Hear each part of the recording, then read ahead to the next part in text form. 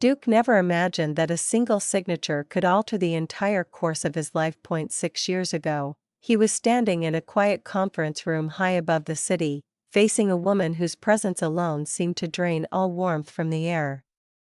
Linda Chen, CEO of the Chen Corporation, sat across from him, immaculate in her tailored suit, her expression as cold and precise as the contract laid neatly between them.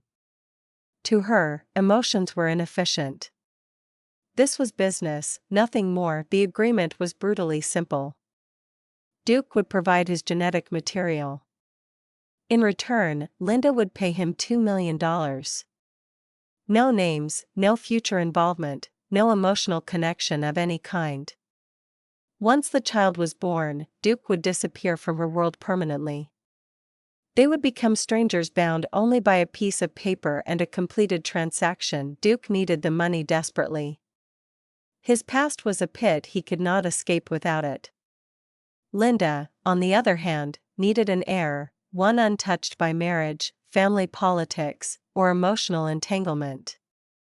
Their needs aligned with unsettling perfection. When Linda signed the contract, her eyes did not flicker. There was no hesitation, no trace of sentiment, as though she were approving the procurement of equipment rather than the creation of a life. Duke told himself that this emotional distance was a blessing. It made leaving easier. Or so he thought. What neither of them anticipated was nature's quiet rebellion against human calculation. The medical results arrived months later, shattering the clean boundaries of the agreement.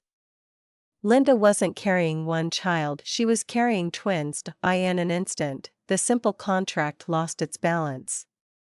What was meant to be a single exchange became something dangerously unaccountable. 2 lives. 2 futures. And a fate far more complicated than $2 million could ever settle. The day the twins were born, the hospital descended into chaos. The entire floor had been sealed off under the Chen family's command. Security guards filled the corridors, voices overlapped, footsteps echoed, and tension clung to the air like static before a storm. Duke moved silently among them, disguised in sterile white, his heart pounding beneath the borrowed uniform. This had never been part of the plan. He was supposed to vanish long before this moment. Then he heard at point 2 cries from behind the operating room doors. Point 1 was strong, piercing, full of life. The other, thin, faltering, as if it might break at any second. The weaker cry pierced more deeply than the louder one ever could. Duke froze. In that instant, instinct overpowered reason. If he walked away now, that child would grow up forgotten, hidden in glass and expectation, or worse, discarded as a flaw in a perfect legacy. When everyone's attention focused on the healthier newborn, Duke slipped into the nursery. The baby he lifted into his arms was impossibly small, his skin warm but fragile, his breathing uneven. Duke pressed him to his chest, whispering a promise he hadn't planned to make. With the bank card already in his pocket and guilt burning in his veins, he left the city before dawn, without looking back. For 6 years, Duke ceased to exist. In the countryside, under a borrowed name, he bought a patch of land and built a life from nothing. He raised chickens, planted vegetables, and learned to measure happiness in full bowls and quiet sunsets.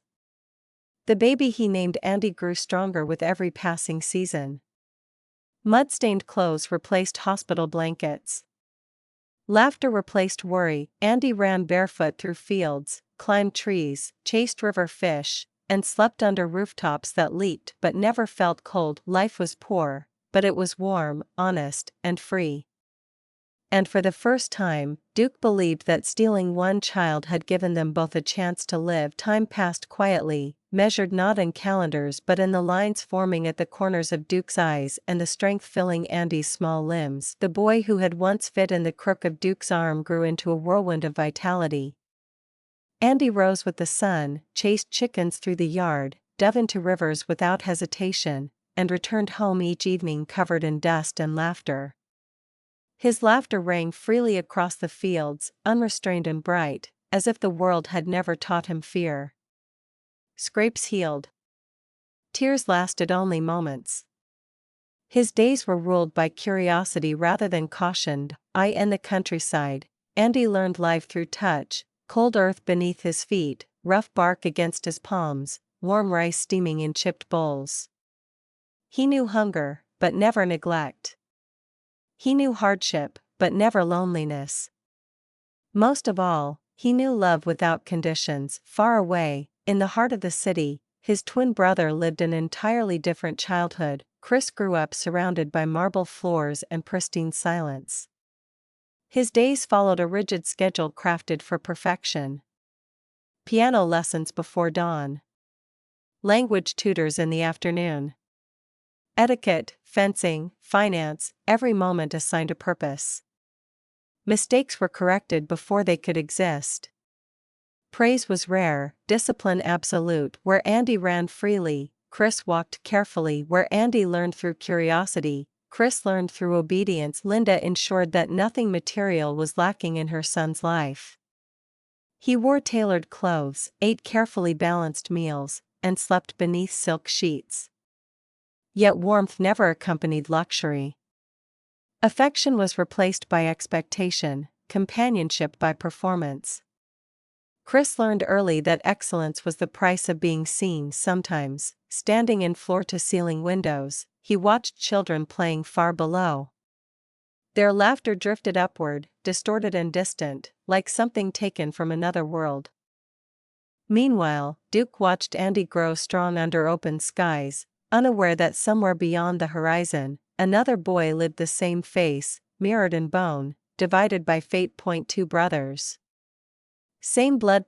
Two childhoods moving toward an inevitable collision neither had chosen. Fate chose the most ordinary moment to reveal the extraordinary. One early morning, Duke loaded crates of fresh vegetables onto his rumbling electric tricycle and set out toward the city with Andy perched proudly in the passenger seat. It was Andy's first trip beyond the mountains. The boy pressed his face to the window, eyes wide as buildings clawed toward the sky and traffic roared like a restless beast against glass towers and polished boutiques. Duke's dusty tricycle looked painfully out of place. At a crowded intersection, a sudden screech of brakes shattered the air. The jet-black Maybach glided to a halt directly in front of them, its presence forcing the street into uneasy silence. Duke's heart dropped. He knew instinctively that this kind of car did not belong to accidents or coincidence. The rear door slid open. A boy stepped out, no older than Andy, dressed in a tailored suit, his posture rigid, his expression calm to the point of indifference. Andy gasped, "Dad, why does he look exactly like me?" The boy's face was a mirror. Same eyes. Same bone structure. Even the small crease beside the lips was identical. Only the polish differed, one dusted by sunlight and wind, the other carved by elegance and restraint. Before Duke could react, heels clicked sharply against the pavement. Linda emerged. 6 years had not softened her. She was still immaculate, still intimidating, her gaze sharp enough to freeze a breath midair. Her eyes swept past the scattered vegetables, stopped, then locked onto Duke. In that instant, recognition struck like ice through bone. Her composure cracked. She turned to the two boys, her gaze shifting back and forth as disbelief overtook restraint. Color drained from her face. 2 children. Same age. Same face. The truth, buried for 6 years beneath silence, blood, and escape, stood fully exposed under the unforgiving city sun, and there was no running now. Linda's fury did not explode. It froze. On the drive to the Cheen family villa, the air inside the luxury car was stiflingly silent. Duke sat rigid, Andy pressed close against him, small fingers clutching his sleeve. Across from them, Linda stared forward, her profile carved in stone. Not a single order was spoken aloud, yet her bodyguards understood. Escape was no longer an option. The villa stood isolated on the mountainside like a fortress, steel gates, silent cameras, watchful eyes everywhere. The moment Duke and Andy stepped inside, the doors closed behind them with a muted click. It was not hospitality. It was confinement. You will stay here, Linda said coldly. Neither of you is to leave without my permission. Duke said nothing. He had expected anger. He hadn't expected this kind of absolute control. Andy, however, sensed none of the danger. He wandered through the vast living room, staring at crystal chandeliers and marble floors in open amazement. Dad, he whispered, is this a palace? Linda's gaze darkened. Her attention shifted to Chris, who stood quietly beside her. Composed, cautious, immaculate, everything Andy wasn't. The two boys faced each other under the same roof for the first time, mirrors separated by upbringing rather than blood. Linda ordered their lives rearranged without hesitation. Shared meals. Shared lessons. Shared space. They are twins, she said. They will grow up together. It was not a suggestion. Duke protested quietly, demanding only one thing, to remain by Andy's side. Linda allowed it, not out of kindness, but control. Until I decide how to deal with you, she said, eyes sharp with unresolved fury. Thus began a silent war. At meals, Andy ran to Duke's side while Linda sat untouched at the head of the table. At lessons, Chris followed rules while Andy broke them as easily as breathing. Tension crackled in every shared space. They were no longer strangers, but they were far from family, caught in a fragile standoff where love, resentment, and blood collided under one roof. Andy arrived in the Cheen household like a gust of uncontained wind. From the moment he stepped into the villa, order began to unravel. The priceless Persian carpets became racetracks beneath his bare feet. Antique vases were examined with muddy curiosity. Instructions from tutors dissolved into laughter, and rules that had governed the estate for decades suddenly felt negotiable. The servants followed him in constant terror, hovering just close enough to prevent disaster yet afraid to raise their voices. Linda had given a single command, observe, but do not restrain. Chris's perfectly measured life was the first casualty. His daily schedule, refined to the minute, could not accommodate chaos. Andy snatched books from his hands mid-lesson, dragged him outdoors by the sleeve, and declared studying a waste of sunshine. At first, Chris resisted fiercely. He straightened wrinkled papers, corrected Andy's posture, and scolded him in the polite, detached tone he had been taught. But resistance could only last so long. Andy laughed too freely, smiled too brightly, and treated Chris not as a successor or an obligation, but as a brother. He tugged him into games, pulled him onto the grass, and forced dirt beneath fingers that had only ever known polished surfaces. Slowly, imperceptibly, the boy raised behind glass began to crack it. Chris laughed for the first time while chasing Andy through the garden. His steps were awkward. His breath uneven. But his eyes, once dulled by composure, sparkled with something warm and alive, and in return, balance emerged. Chris began teaching Andy letters, tracing them patiently in chalk on marble tiles. He introduced numbers, stories, structure. Andy listened, restless but willing, because the lessons came from his brother rather than an imposed voice. From the second-floor window, Duke watched their shadows intertwine under the sun, and sometimes, Linda stood beside him. She said nothing, but her gaze lingered longer each day. The mansion, once cold and rigid, was changing. Not because of orders or bloodlines, but because two identical hearts were finally allowed to beat side by side. Peace never lasts for those who once lived in the shadows. The first sign was subtle, a sense of being watched, a tension clawing at Duke's instincts in the quiet moments. Years of farming had softened his hands, but not his bones. Not the reflexes forged by blood and darkness. Deep down, he knew the past had finally caught up. It happened on a sunlit afternoon. Andy and Chris were playing soccer on the vast lawn, their laughter rising into the open sky. Duke leaned against a tree, pretending to relax, when several black vans rolled silently to a halt outside the estate walls. Men moved with disciplined precision, vaulting over stone barriers like predators stalking prey. Duke's blood turned cold. Andy. Chris. Inside. Now. His voice was calm, but edged with command. They obeyed instantly. Before the first attacker reached the grass, Duke stepped forward. The farmer vanished. The man who emerged was someone long buried. Lone wolf. A fist cut toward his face. Duke twisted aside, driving his elbow into the man's ribs with lethal accuracy. Another charged, his knee shattered under a precise kick. Movements flowed without thought, ruthless and efficient, each strike aimed to cripple, not impress. Body after body fell. The attackers faltered, fear cracking their formation. Only their leader remained, a scar-faced man whose smile was sharp with recognition. Alive, after all this time, he sneered. The organization wants its traitor back. I don't belong to Ghost anymore, Duke replied, his voice deadly calm. I belong to them. The man lunged with a blade. Steel flashed. Duke disarmed him in a blur, twisting the wrist, driving him to the ground. Within minutes, silence returned, broken only by labored breathing and the fallen bodies scattered across the lawn. From the villa's upper floor, Linda watched through the security feed, her hand frozen on the mouse. The coward she despised had vanished. In his place stood a monster who fought like death itself, and bled for her children.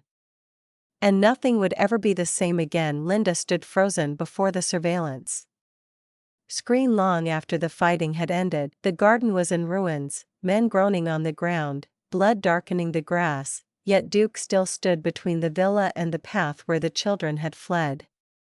His shoulders were tense, his breathing steady, his body unconsciously forming a shield. He never once looked back. That was when something inside Linda shifted. She had always believed Duke was driven by greed, but the contract 6 years ago revealed the entirety of his character.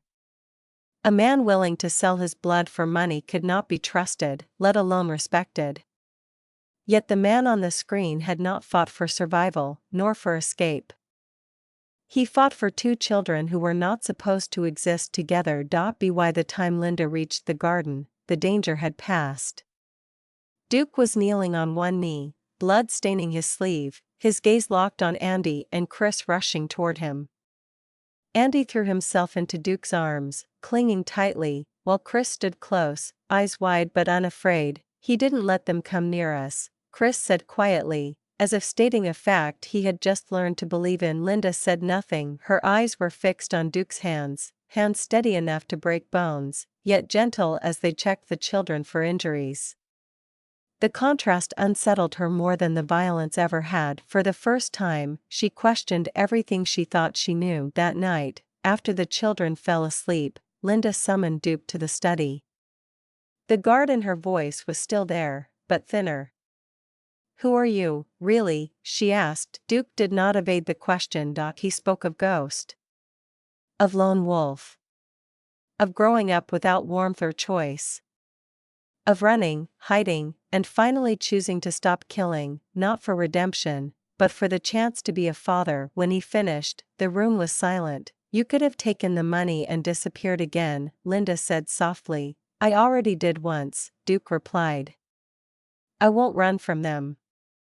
Linda lowered her gaze. That night, the image of him standing bloodied but unyielding remained etched in her mind. For the first time in 6 years, she no longer saw a thief, she saw a father. Duke made the decision before dawn. He stood alone on the villa balcony, the city lights fading into gray as morning approached. Behind him, 2 identical beds held 2 breathing miracles. Ghost would not stop. Running again would only turn his children's lives into a permanent escape. So this time, he chose to walk back into hell willingly. You won't survive this, Linda said when Duke finally told her. I know, he answered calmly. Yet it was Linda, once distant, once unyielding, who arranged everything. New identities for the children.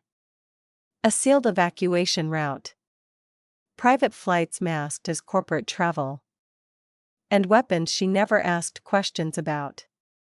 If Duke had walked into the darkness alone, she would walk to its edge with him. Europe greeted Duke not with nostalgia, but with blood memory. Ghost's headquarters lay hidden beneath false companies and old cathedrals.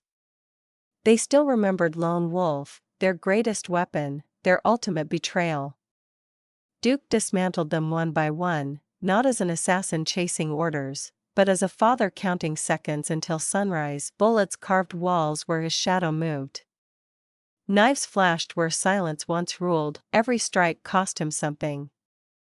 Blood. Strength.